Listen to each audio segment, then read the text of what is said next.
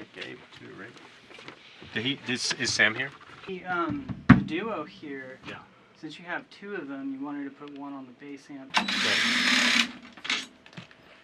How's that sound? Yeah. Oh, Nice. yeah. Yes. Oh, that's slick.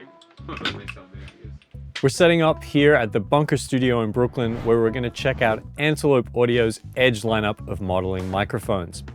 We're going to start recording one of my songs, Better Late Than Never, here at the studio by getting the core rhythm section and horn tracks down before moving to my home studio, where I'll use the mics in conjunction with Antelope's Orion studio interface to record guitars and vocals.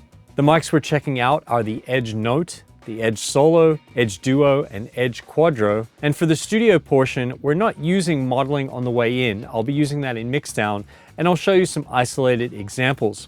But first, let's take a listen to the finished track and check out what these mics are capable of.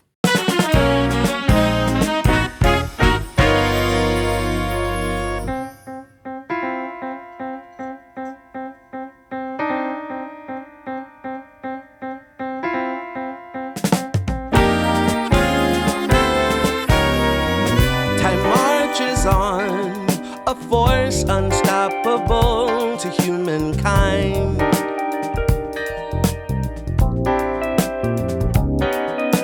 Stronger than the wind, it won't be tamed and cannot be confined.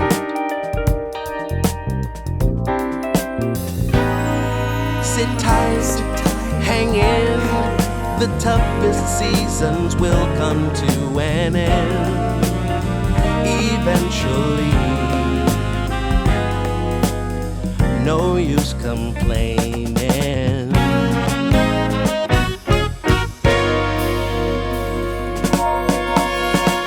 Better late than never, they say.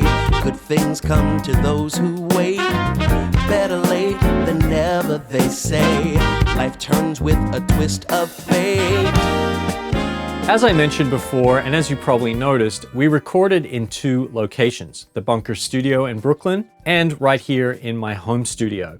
And while we could have recorded everything at the Bunker, I thought it was important to leave some of the critical elements of the track to be recorded here at home. This hybrid way of working is not uncommon, especially when you're dealing with a song that involves live instruments such as drums and piano and horns, which are not always practical for everyone to record at home. Now, speaking of drums, I'll run down the mic setup that I use for the drums, and then we'll dive in and take a listen to some of the isolated tracks. For the snare top, snare bottom, inside of the kick drum, and the hi-hat, I use the Edge Note, which is a small diaphragm condenser. And you might be thinking that that's an unusual choice to be used on the inside of a kick drum, and typically you'd be right, but the Edge Note can handle sound pressure levels up to 146 decibels, which makes it quite versatile. For the toms, I used the Edge Solo, while the kick out was the Edge Duo, and the overheads were recorded by the Edge Quadro. The Edge Duo and the Edge Quadro are both multi-output microphones. The Edge Duo has two membranes in its capsule, and the Edge Quadro can really be thought of like two Edge Duos stacked in the same body, with the top head being able to rotate to create different stereo imaging. This dual membrane design is what allows the user to be able to take advantage of manipulating the polar pattern of the mic after the recording using the corresponding plugin. Now, we'll talk a little bit later about using these microphones in conjunction with an Antelope Audio interface, but since we were at the Bunker Studio and taking advantage of their beautiful vintage Neve console, there was one important consideration that we had to observe with these multi-output microphones. And that is that the preamp input gain for each output of each of these multi-output microphones needs to be set identically on the console. This ensures that the plugin can correctly do its job. So let's jump in and take a listen to the drums without the emulations on it first, and then I'll bring them in.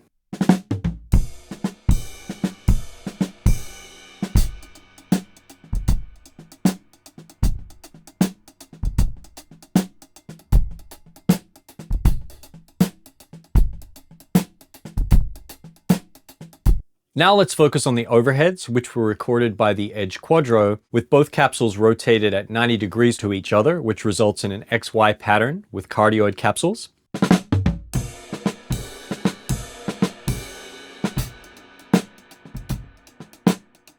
But if we go ahead and select a ribbon mic emulation for each side, then we're going to get a Blumline array, which is effectively XY with figure 8 capsules.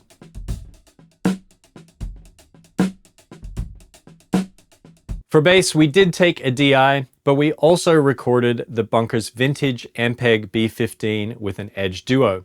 So let's go ahead and listen to a couple of dynamic and condenser emulations.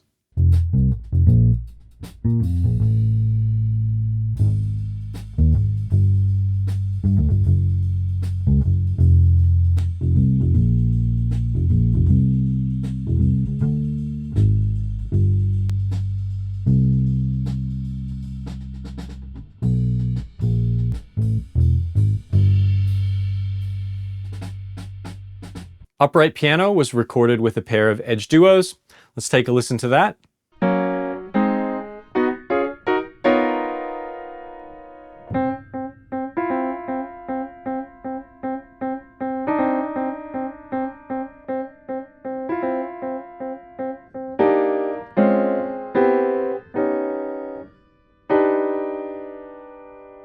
For the horn section, I used a combination of Edge Solo and Edge Note microphones. The Edge Solo microphones were running a condenser emulation, while the Edge Note microphones were running a dynamic mic emulation, just so we could get a blend of those different microphone types.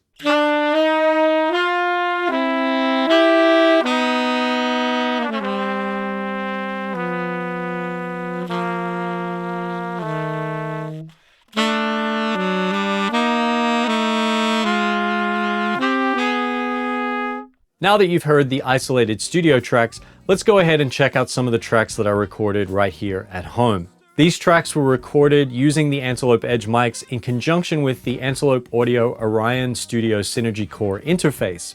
Now this combination does have some benefits. Inputs 5 through 12 on the Orion Studio feature a dedicated mic modeling button that allows you to select the mic that you're using. If channels need to be linked, it will automatically take care of that. And then inside the routing matrix, you can choose if you want to just monitor using a mic emulation while recording, or commit that emulation to tape, or commit both a dry and an emulated signal path to separate tracks in your DAW. For lead vocals, I used an Edge Duo and printed a dry, unaffected track, while Milton, our vocalist, was monitoring through one of the mic emulations. Let's hear a couple of different mic emulations on his vocal. Better late than never, they say. Good things come to those who wait. Better late than never, they say. Life turns with a twist of fate. Even though we can't foresee things, time shrouds them in mystery. Hold hope before understanding, prepared for discovery. I also recorded a clean rhythm guitar and a distorted guitar solo, complete with harmony, because yacht rock. And for these guitar parts, I recorded them using an Edge Duo. The Edge Duo had no mic modeling. I recorded a dry, unaffected track and an Edge Note. And the Edge Note, I did bake in the emulation, which was the Illinois 57 emulation. Let's take a listen to the clean rhythm guitar. First, I'll play the Illinois 57 emulation track, and then I'll bring in the Edge Duo track with a Berlin 67 emulation.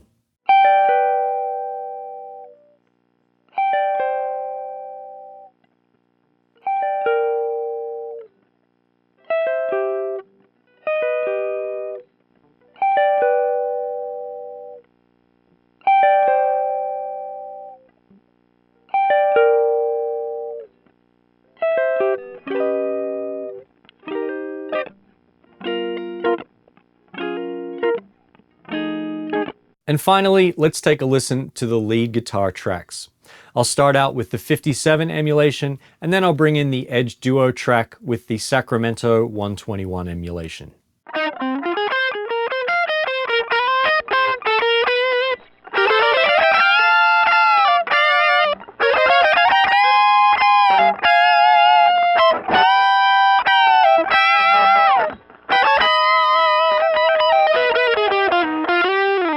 Well, by now, you've had a pretty good tour of Antelope Audio's Edge family of microphones and their virtual microphone locker. But the question remains, what do you think about the sounds and options they provide?